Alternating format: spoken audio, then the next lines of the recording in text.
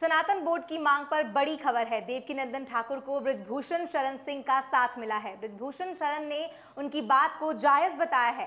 बता दें कि कथावाचक देवकीनंदन ठाकुर ने सनातन बोर्ड की आवाज उठाई। उन्होंने कहा कि देश में वक्फ बोर्ड तो सनातन बोर्ड क्यों नहीं। इसके अलावा देवकीनंदन ठाकुर ने क्या क्या मांगे उठाई हैं, आपको ये भी सुनवाते हैं। बात बताइए, अगर धर्माचार्य होते तो अब तक ये मुद्दा इतना शांत रहता।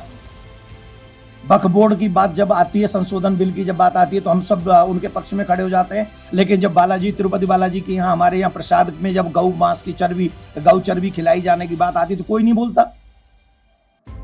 भाई, हमें तो सारे राजनीतिक पार्टी लोगों के जितने भी लीडर हैं उनसे हाथ जोड़ के प्रार्थना है, हमें अपना शत्रु मत मानिए। ईमानदारी से बता दीजिए, हिंदू इस देश में रह सकते हैं कि नहीं? संविधान इस देश में हिंदुओं को रहने का अधिकार देता है कि नहीं? और क्या संविधान ये कहता है कि हमारे धर्म को भ्रष्ट कर दो, हमारी बहन बेटियों को ले जाओ, हमारी बहन बेटियों के 56 टुकड़े कर दो, हमारे धर्म में प्रसाद में गौ मांस मिला दो? ये कहता है संविधान। और आप एक जवाब नहीं देते, कोई प्रश्न उस पर आवाज नहीं उठाता। वक्फ बोर्ड कह रहा है कि सदन भी हमारी वक्फ बोर्ड की जमीन पे बनी है, दिल्ली में एयरपोर्ट भी वक्फ बोर्ड का है। और वो दिन दूर नहीं जब पूरा ही 10-12 साल रुक जाओ, वो कहेंगे पूरा देश वक्फ बोर्ड पे है, वक्फ बोर्ड का है। और हम लोग मजे से कुर्सियों के लिए राजनीति कर रहे हैं। अरे कुर्सियों का विषय नहीं है, देश को सुरक्षित, संस्कृति को सुरक्षित, हमारी बहन बेटियों को सुरक्षित करने का विषय है, धर्म को बचाने का विषय।